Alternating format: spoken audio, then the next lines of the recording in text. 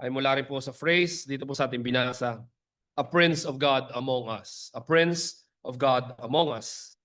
And to begin, I would like to note a number of things na makatutulong sa atin upang maunawaan ng lubos kung bakit napakahalaga ng bahagi na ito ng salita ng Diyos. Bagamat lahat ng bahagi ng salita ng Diyos ay mahalaga, ngunit sa ating pagkaunawa ng pagpapatuloy ng pagkilos ng Diyos sa buhay ni Abraham at sa pangako, sa konteksto ng pangako na binigay ng Diyos kay Abraham, makita po natin nawa ang kahalagahan ng bahagi na ito sa buhay ni Abraham and specifically sa kamatayan ni Sarah.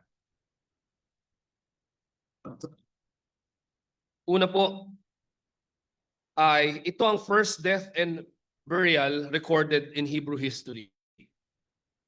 If you have read the whole Bible several times already, it is possible that you have missed this important information, but it's our opportunity to be informed or to be reminded na ito yung first death and burial recorded in Hebrew history. Gayun din, si Sarah ang first immediate family of Abraham to be laid to rest. Gayun din, maunawaan natin na si Sarah ang first matriarch ng nation of Israel. And fourth and last, it is a reminder that Sarah na asawa ni Abraham, ay yung first woman of importance after Eve. Mahalaga itong mga impormasyon na ito dahil makita natin na what has been lost in the Garden of Eden, in the paradise through the fall of our first parents, Adam and Eve, makita natin sa redemptive work ng Diyos, sa kanyang pangako, sa konteksto ng covenant na in-establish natin Panginoon, makita natin ano man yung nawala sa atin, ipagpapatuloy ng Diyos ang kanyang pangako upang ipagkaloob sa atin yung dapat na pagpapala na Adam and Eve, Adam more specifically, should have earned for himself and for his posterity. And of course, hindi lang tayo titingin sa mga trivia or bits of pieces of information na ito. Maunawaan din natin na sa biyaya ng Diyos na ito ay nasulat, no, sa biyaya ng Diyos sa pamamagitan ng Banal na Espiritu sa paggamit kay Moses, no, upang turuan ang bayan ng Israel. Ito ay mahalagang bahagi ng salita ng Diyos na nagpapakita na yung Diyos na tumawag kay Abraham palabas ng kanyang homeland at sa idolatry nito ay siya ring Diyos na mapagkakatiwalaan ni Abraham na tutupad ng pangako sa kanya at para sa kanyang salinlahi ng homeland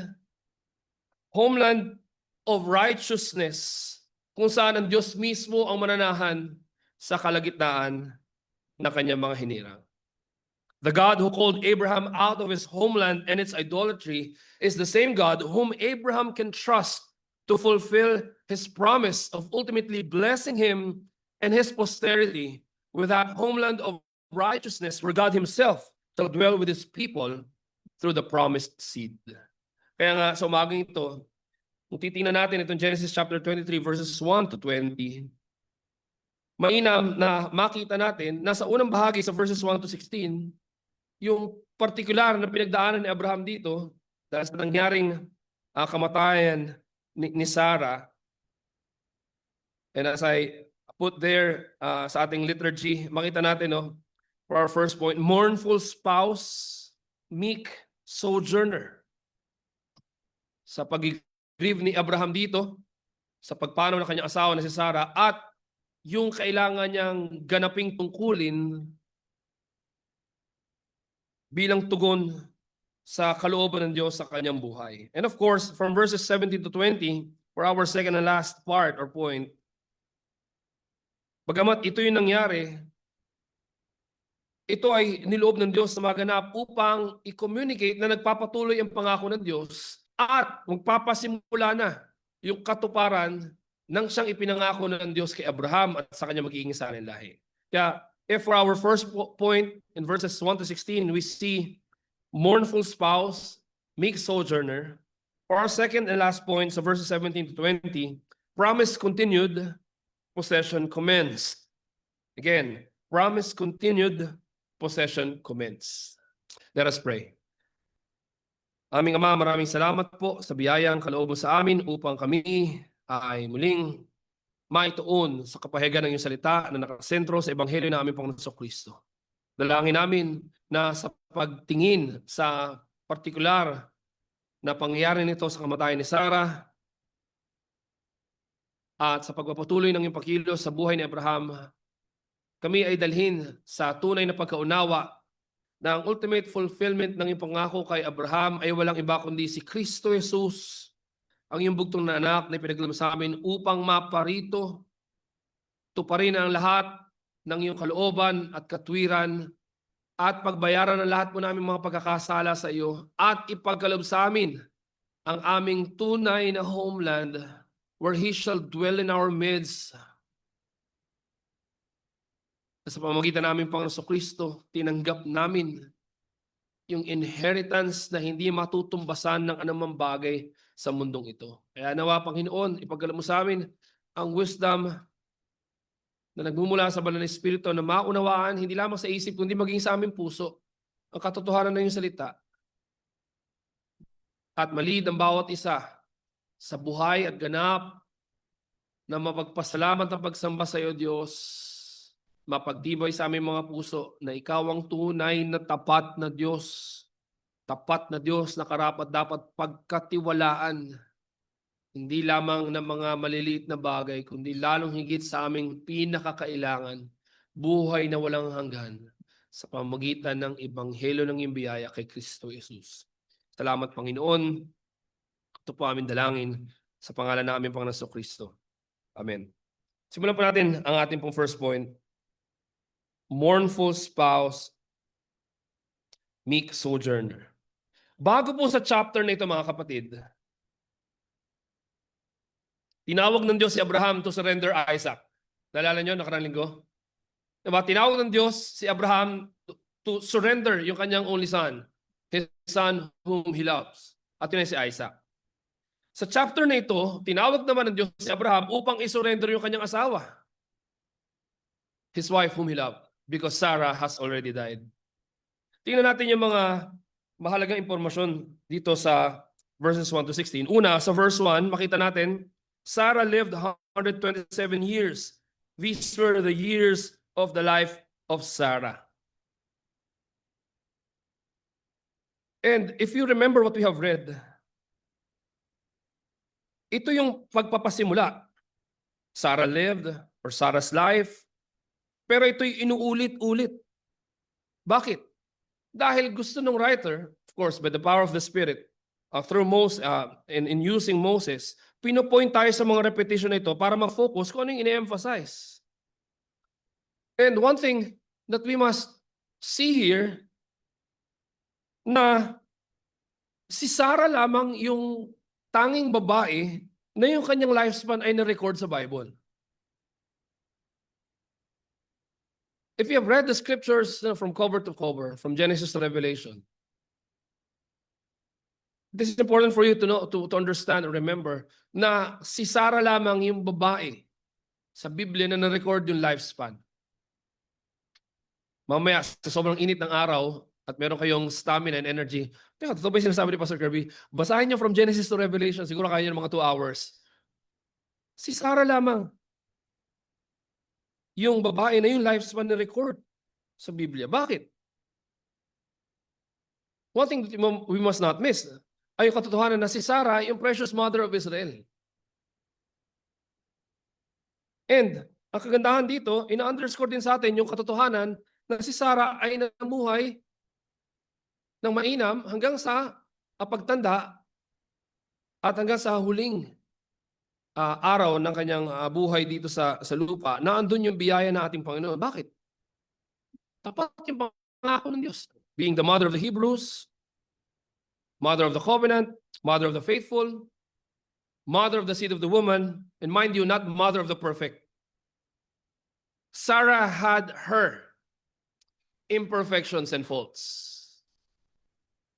Nevertheless, by the grace of God, Sarah had been raised by God to be his instrument in bringing God's promise of redemption into this world.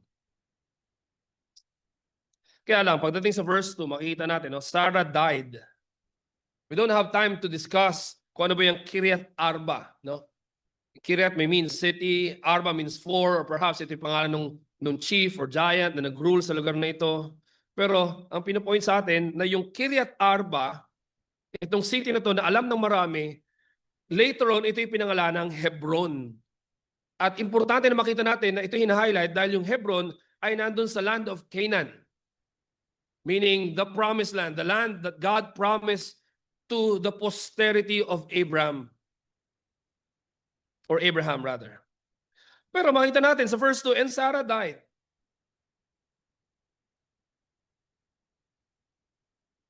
So, despite the promise of God's covenants, the reality remains the same.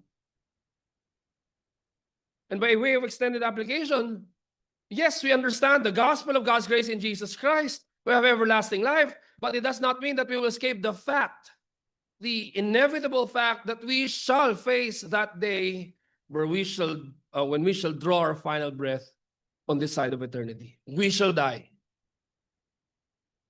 Kaya nga, kung alalahanan niyo ating pinag-aralan sa Book of Ecclesiastes, no? There's a time to live and a time to die. Hence, ganda ng paliwanag, paalala ni Matthew Henry, sa mga panahon na tayo dumaraan sa ganitong pagsubok, pagpaano natin mga mahal sa buhay, it is not only lawful, but it is a duty to lament the death of our near relations, both in compliance with the providence of God, who thus caused to weeping and mourning, and in honor to those to whom honor is due. Tears are a tribute due to our deceased friends. When a body is sown, it must be watered. And of course, Matthew Henry is pointing to the tears. Yun yung nagwa-water when a body is sown. But we must not sorrow as those that have no hope, for we have a good hope through grace, both concerning them and concerning ourselves. No wonder Apostle Paul himself said that we grieve but not without hope. But it does not deny the fact that we are to grieve. Hindi kasalanan na tayo mag-grieve, na tayo mag-mourn. It is actually our duty to mourn and to grieve for those who have already departed, especially our family members, our loved ones. Lalo na sa kalagayan dito ni Abraham. Hindi gaya ng mangmang na I myself experienced this. No, nung namatayan yung aming kapitbahay, nung namatay yung kanyang asawa, yung asawa niya na yun yung parang tumayong tatay-tatay namin sa aming community, mayroong isang bulahang pastor at lumapit doon sa grieving na asawa, ang sabi, congratulations, nasa langit na ang asawa mo. That's stupidity, that's folly. No, for lack of a better term, that's just plain stupid. We're not called to that stoic denial of reality. And in fact, the Bible clearly speaks to us that we are to mourn with those who mourn, we are to grieve to those who grieve. And it is exactly what we can see here. When Sarah died, despite all the promises that God gave to him, the reality remains the same. The reality of death. But of course, on a higher plane, makita natin nandun yung tiyak na pangako ng Diyos, pero hindi nun ine-erase yung reality ng ating hinaharap dito sa mundong ibabaw nito. Dahil yun nga yung pagkatawag sa atin na sojourner or pilgrims or exiles in this fallen world.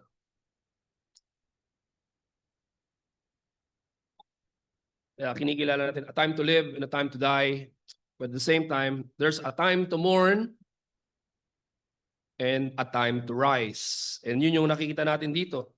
Pagkatapos na mag-mourn ni Abraham for Sarah, Abraham understood that he had to start fulfilling his duties for his wife.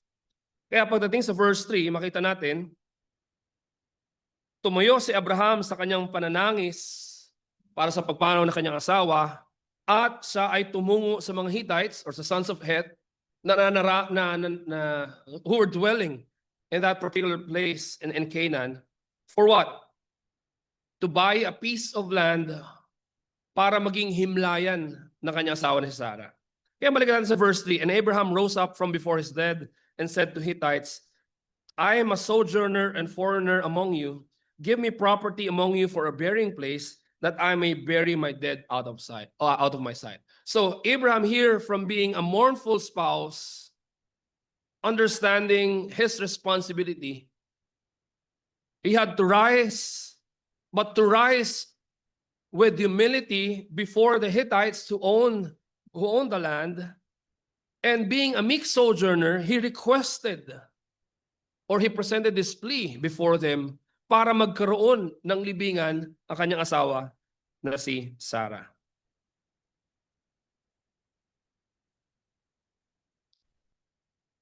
Kaya sabi ni Abraham dito, ako ay manlalakbay, ako ay foreigner. Wala akong anumang pagmamayari sa lupa na ito. Pahintulutan nyo na ako ay magkaroon ng bahagi ng lupa na ito para mailibing ko ang aking asawa.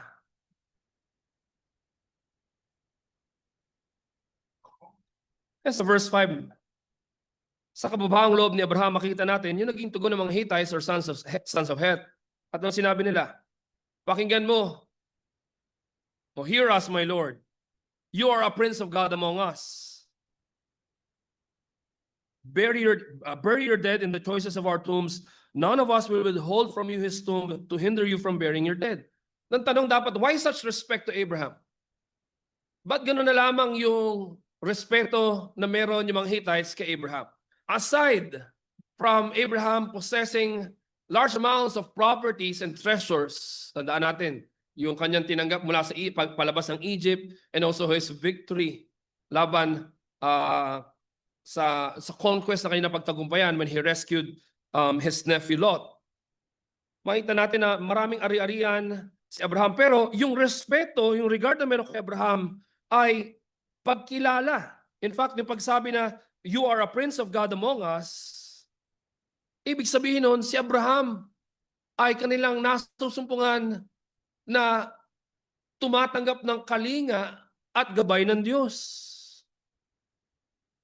Kaya nga bagamat sa sojourner or foreigner or pilgrim among them, nandun yung kanilang mataas na regard.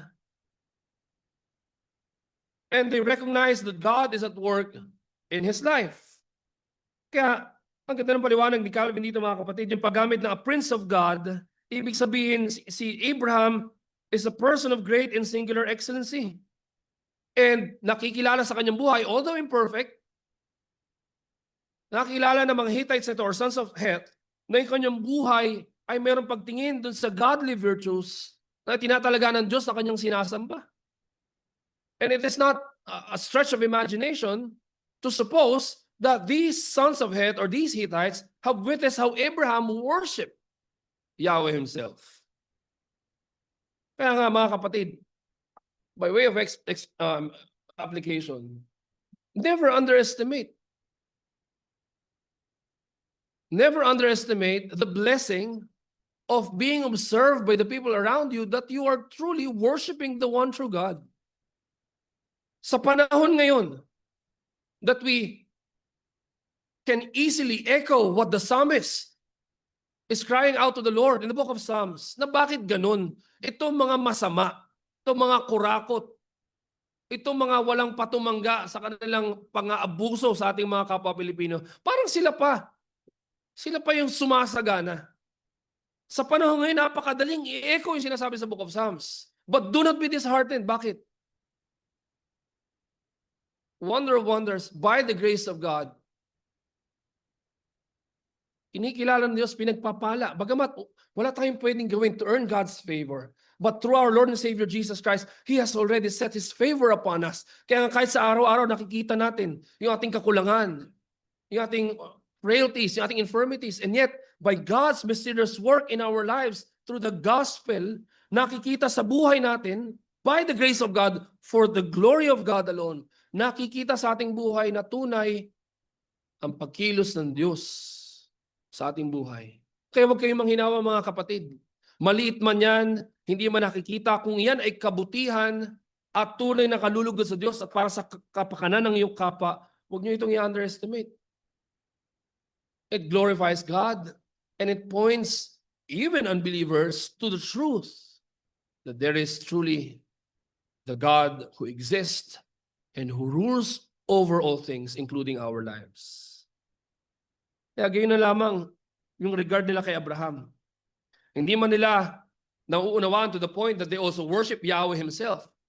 But they see in the life of Abraham, albeit imperfect, they see in his life that he is truly a worshiper of Yahweh, and the God whom he worship takes care of him.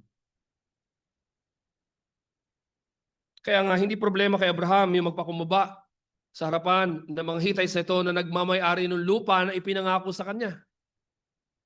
Kaya sa verse 7 hanggang verse 12, makikita natin kung paanong pinresent ni Abraham patuloy nang may kapakumbabaan as a mixed sojourner yung kanyang kagustuhan para tugunan ang pangailangan ito sa pagpanaw ng kanyang asawa.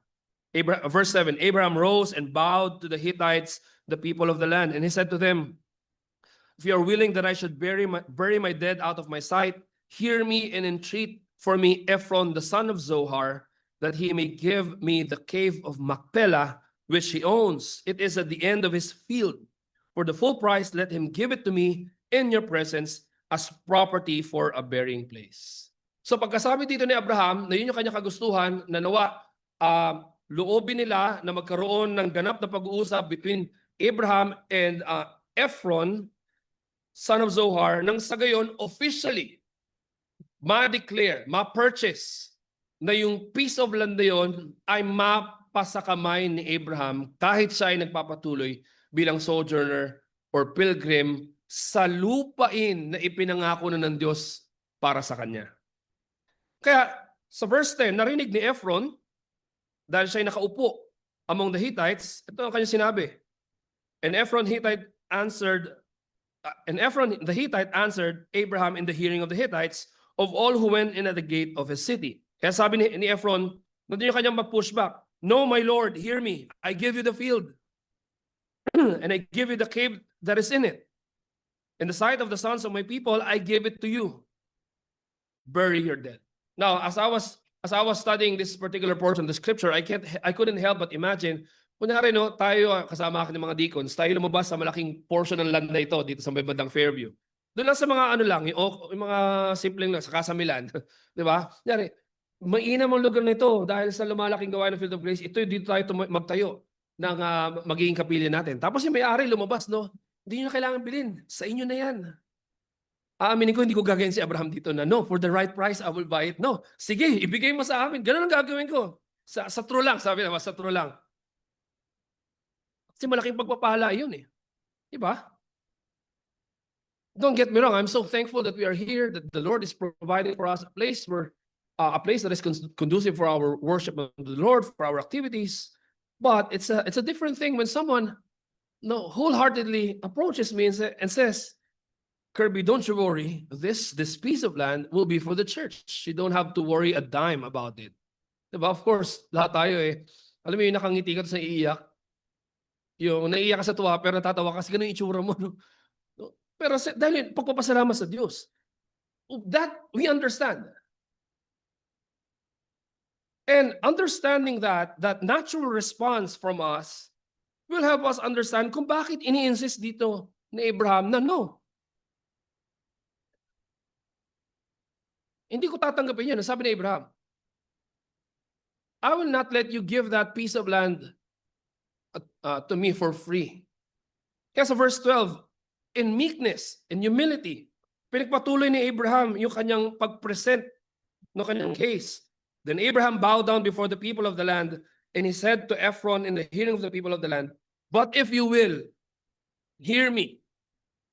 I give the price of the field, accept it from me that I may bury my dead there.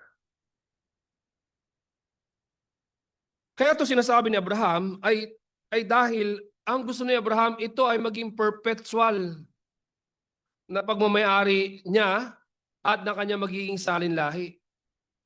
Bakit? Once ma-decompose na yung body ni Sarah,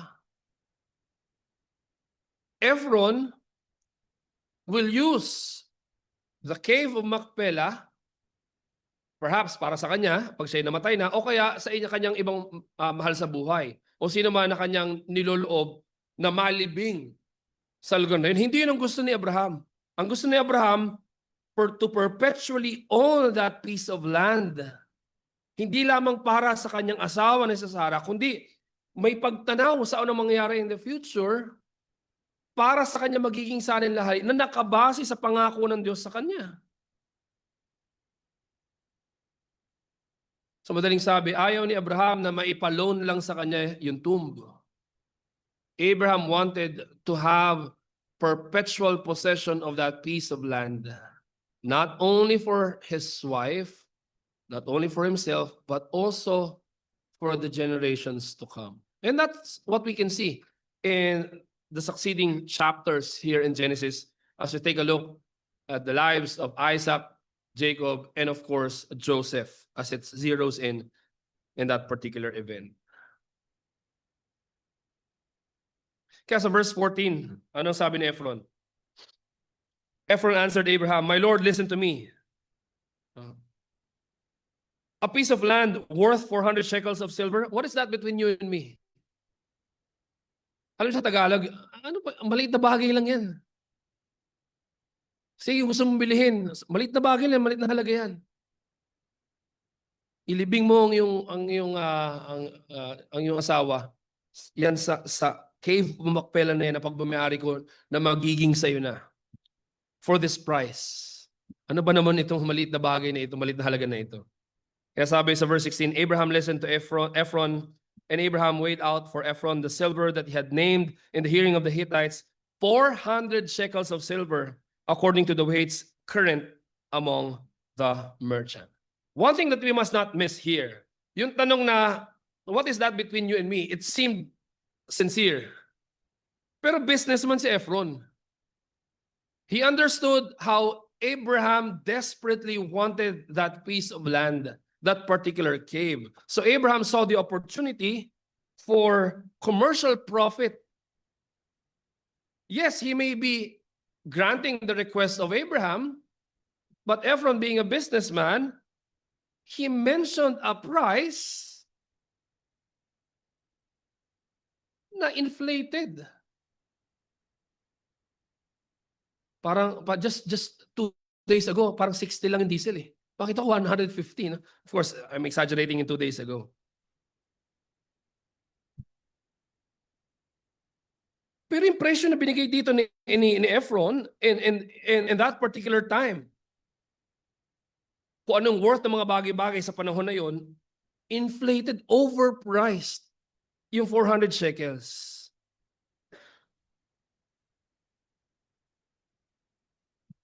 Kaya ako tutusin, nung binili ni David yung, naalala niyo sa 2 Samuel 24:24, yung kailangan ni David yung lugar na iyon, tapos sabi ng may-ari, hindi, bibigay ko sa ito, Lord. Sabi niya, no, I will not offer something unto God that cost me nothing. Kaya binili yun ni David yung piece of land na yun, no, for the temple, pero actually 50 shekels lang yun. 50 shekels. Of course, we have to exercise extra care pagdating sa currency, no? Hindi natin matiyak lahat na yung correspondence doon na ito yung presyo, ito agad. But we have that at least common sense or simple logic na actually magmamahal dapat yung mag-appreciate dapat yung presyo ng lupa. And just imagine, 50 shekels of silver lang na nabili ni David yung lupain na yun for the temple. Pero for that piece of land, sa Cave of Macpela, in-inflate ni Ephron yung presyo, kaya kanyang binigay na presyo kay Abraham is 400 shekels of silver.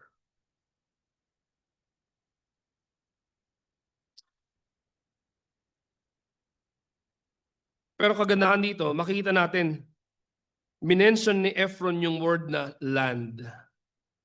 Balikan niyo mga kapatid. Ang hinihiling ni Abraham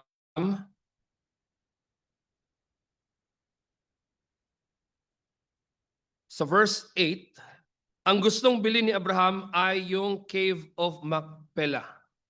The cave. na nasa dulo ng field ni Ephron.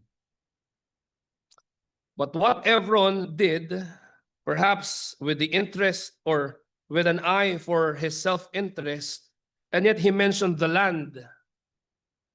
Tingnan niyo mga kapatid, the land. My Lord, listen to me. A piece of land, he did not mention a cave.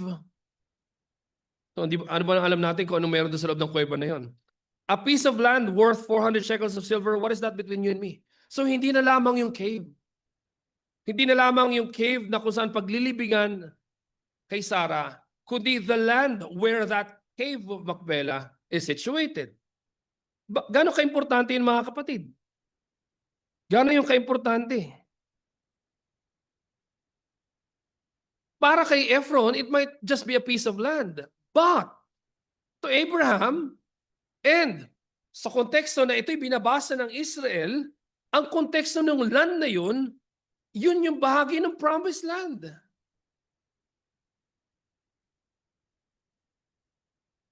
That brings us to our second and last point. Bakit?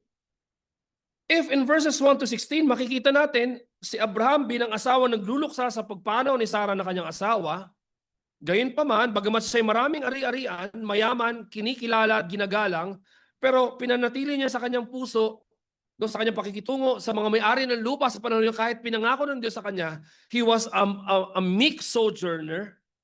He presented humbly his case, pero ito'y niloob ng Diyos para saan? So verses 17 to 20, ito makikita natin mga kapatid. So the field of Ephron in Macpela, which was to the east of Mamre, the field with the cave that was in it, and all the trees that were in the field. Kaya binanggit yung trees dito para i-mention na hindi lang siya dirt, hindi lang siya piraso ng lupa, kundi lupain kung saan nandun yung cave of Macpela. Ang nangyari, it was a public, legal, binding contract and transaction signifying na talagang ito ay naging pagmamayari na ni Abraham. Why? Why? Tingnan natin, throughout his whole area was made over, verse 18, to Abraham as a possession in the presence of the Hittites before all who went in at the gate of his city. Anong ibig sabihin? Importante maintindihan natin na itong burying place na to, itong lugar ng paglilibigan ni Sarah, yun yung first spot ng lupa na napagmay-ari na ni Abraham yung Canaan. Naunawaan ba natin? Sa tagal-tagal ng pangako ng Diyos, so maybe 40, 50 years have already passed, or 30, if my memory serves me. Ang tagal na nangako ang Diyos. Paulit-ulit. Dumating yung point na finally natupad na yung pangako na magkaroon sila ng anak. Pero hindi lamang yung anak yung pangako, kundi yung lupain na mamanahin ng kanya magiging salinlahi. Sa tagal ng panahon, ngayon pa lamang makita natin, dahil nagpapatuloy yung pangako, nagpasimula yung pagposes ni Abraham ng lupa na ipinangako sa kanyang salinlahi.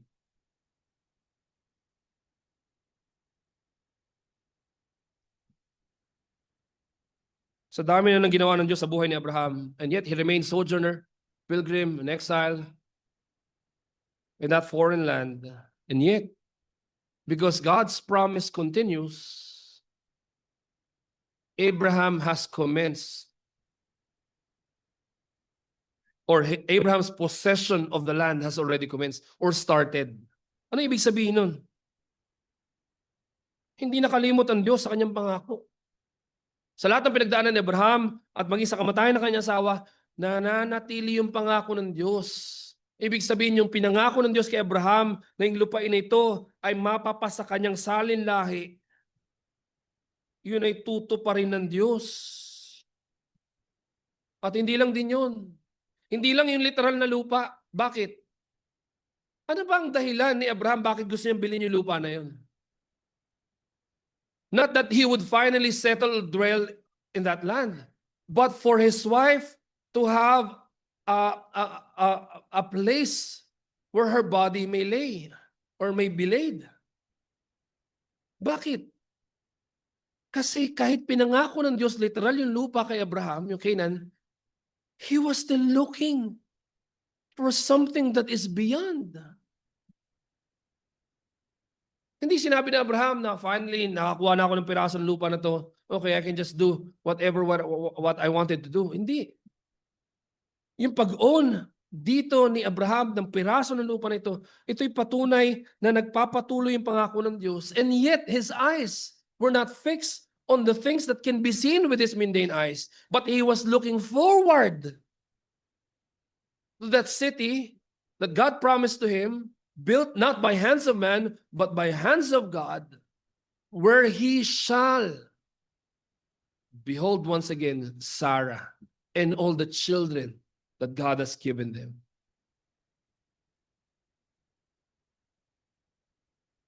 Yung burial ni Sarah in the cave of the field of Macpelah, east of Mamre, which is Hebron, is the beginning of the actual possession of the land of Canaan that Yahweh promised to Abraham. One thing that we must never miss in this particular sad, portion of Abraham's story, the Lord is trustworthy to fulfill his promise to Abraham. Tapat ang Diyos. Sa kabila ng mga, hindi lang misgivings, sa kabila ng napakaraming failure ni Abraham, makita natin kung paano God has seen him through. The Lord sustained Abraham. At kahit sa pagpano ng kanyang asawa, ng kanyang pinakamamahal, nandun pa rin yung presensya ng Diyos, nandun yung pangako ng Diyos, nandun yung pagtataguyod ng Diyos, kaya maaasahan ni Abraham, bagamat siya natiling sojourner or pilgrim sa foreign land na iyon, he can claim in his heart that what God promised to him, he shall surely receive. If not on this side of eternity, it will be in the eternity that is to come. Mahalagang paalala ito, mga kapatid. Bakit? Kaya nga sa 2 Peter chapter 3 verse 13 But according to his promise, we are waiting for new heavens and new earth in which righteousness dwells. If we are indeed believers in Christ, we are children of Abraham, yung ating motivation, yung ating aspiration, hindi confined sa lugar na ito on this side of eternity. Yes, we may work ourselves to death, mag-ipon, somehow purchase a property, and it gives joy sa sino mang makapag-acquire ng property sa mundong ibabaw na ito, hindi ba? Pero hindi yun yung katapos-tapusan natin. Hindi yun yung ultimate fulfillment natin. Bakit? Alam natin, darating yung panahon na gugunawin ng Diyos ang lahat na nakikita natin. Yes, maging mga maaring loobin ng Diyos na maging ari-arian natin.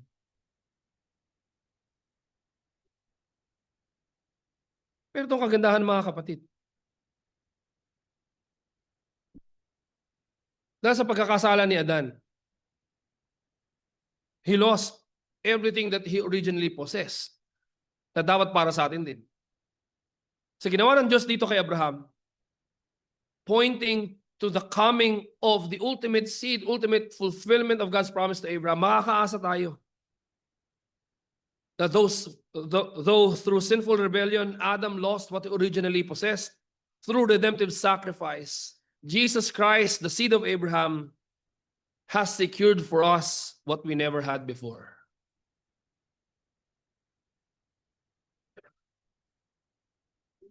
Kaya nga, minsan mga kapatid, wala rin ako dala-dala no? Gaya sinasabi ko, nood ng balita. Parang kasi feeling ko pag ako hindi nanood ng balita, I feel naked. I feel so dumb. So I make it a point that every day I get to watch or tune to the news. I need to know what's happening. And yet I find myself despairing, being crippled to such a point that I couldn't say anything good, but complain and complain and complain, which I think I legitimately have. No, yun na nga lang yung meron tayo Nasa nangyayari sa ating buong bansa, sa buong mundo. Pero ang kagandahan dun, mga kapatid, sa biyaya ng Diyos, hindi yun yung ultimate natin, hindi yun yung ultimate fulfillment natin, hindi yun yung ultimate possession natin. Hindi lahat sa atin ayon sa providence ng Diyos makakapag-acquire ng property sa mundong ito. Hindi ba? If the Lord has willed that you would own a piece of land sa mundong ito, on this side of eternity, praise be to God. But the reality remains the same. Hindi lahat. Hindi lahat maaaring magkaroon ng ari-arian. Hindi lahat maaaring magkaroon ng mga kayamanan sa mundong ito. And if you're just being honest, whenever we understand or realize how difficult our life is sa mundong ibabaw na ito, no, we are driven to despair. We're driven to despair.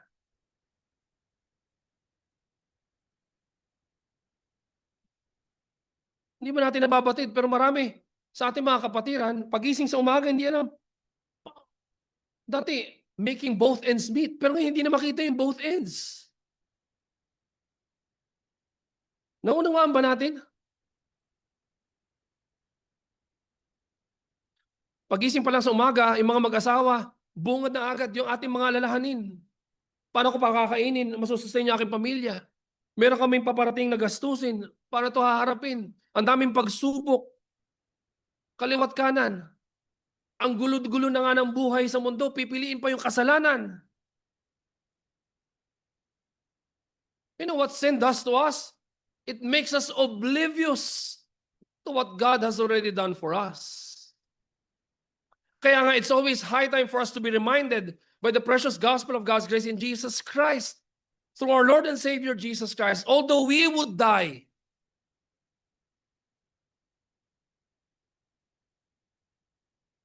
and when we die, anumang legal na claim natin sa mga bagay sa mundo nito, no, it will die with us. But thanks be to God. Thanks be to God. Even though we die, even though we lose everything, if you are in Christ, the ultimate fulfillment of God's promise to Abraham. Like Abraham, you may claim or you may take claim of what God has promised for all his children.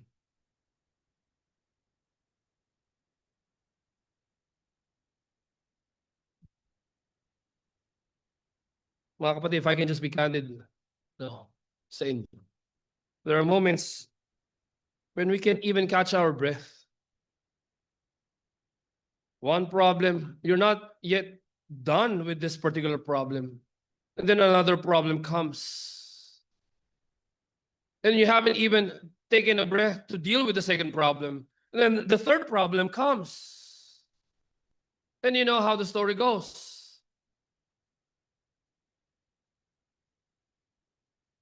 So when we are finally finding ourselves not even able to breathe normally, and we are drowning with all the problems and troubles that we have in this world,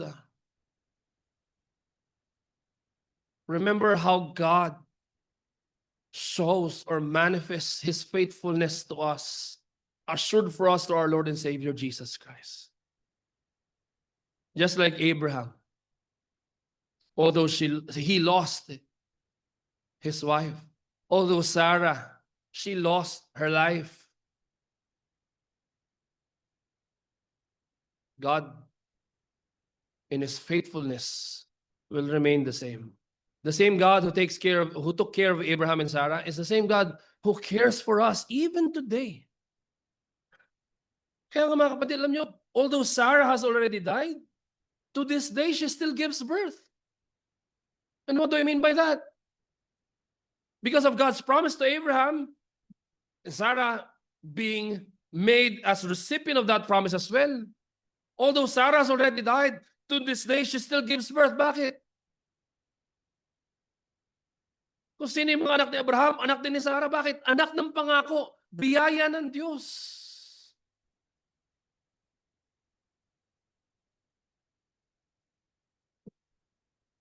Kaya ano man yung ating hinaharap sa panahong ito, sa mga sandaling ito, makakaasa tayo mga kapatid. Pardon me for belaboring this particular point. Kasi ako man, mga kapatid, if I can just bear my heart open before you, how I am hurting as of this very moment. As a pastor who devoted his life, his time, his care for the flock whom the Lord has entrusted to him. And yet, because of sin,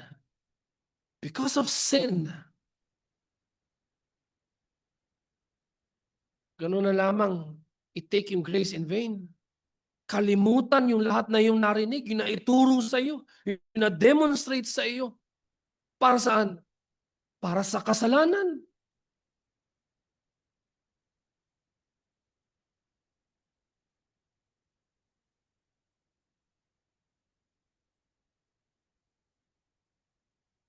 Bilang pastor, mga kapatid, hindi nakakapagod yung mag-aral, yung mag-preach. Kayo yung napapagod sa haba ng sermon. Hindi nakakapagod. Hindi yun nakaka-exhaust. Ang nakakapagod na alam mo kung ano? Pag makikita natin, may ating supposedly mga kapatid sa Panginoon, after hearing all these things, after being reminded of what God's grace really is, and yet easily turn their back to Christ. For what? For sin.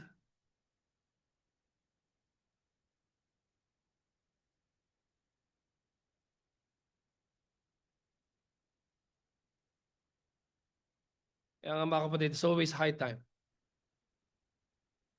that we are reminded.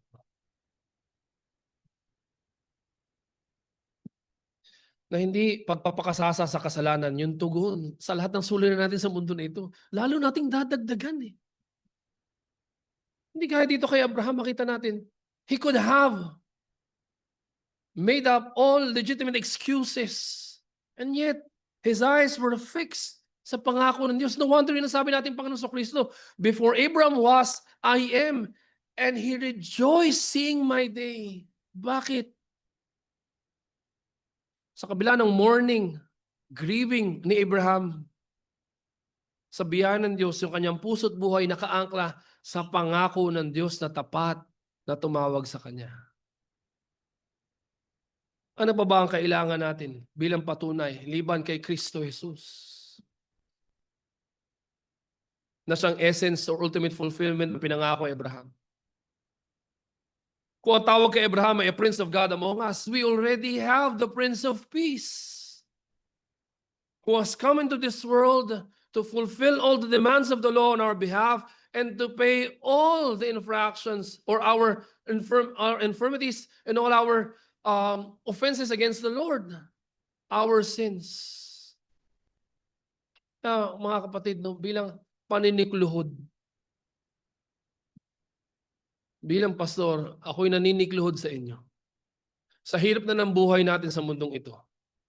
Alam mo, hindi ko ma-imagine na dumating yung point nyo, maririnig ko yung middle class naging poor. Kaka-41 ko lang nung April 10. So inabutan ko yung 9 pesos yung bigas, 10 pesos, 150 yung pamasahe. Nabutan ko yan. Yung itlog, 250, 3.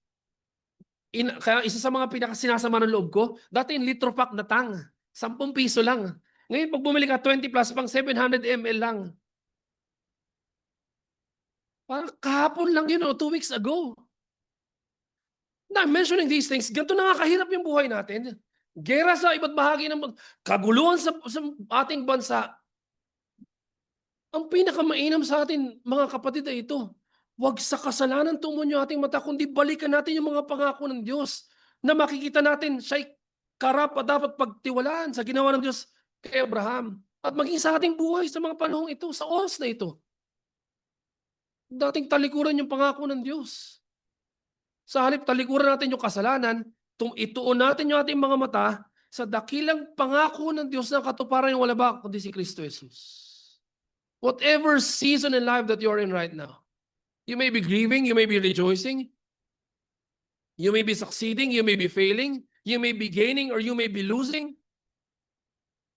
Whatever season that you are, right now in your life. God remains trustworthy and faithful, and He deserves to be trusted. Ang minamahal, huwag kayong magtiwala sa sarili ninyong lakas. Huwag kayong magtiwala sa sa tingin nyo na meron kayo. Sa halip, kay Kristo Jesus. After all, walang anumang bagay na makapag-equip ng sanity natin in this crazy mix-up world than the gospel of our Lord and Savior Jesus Christ.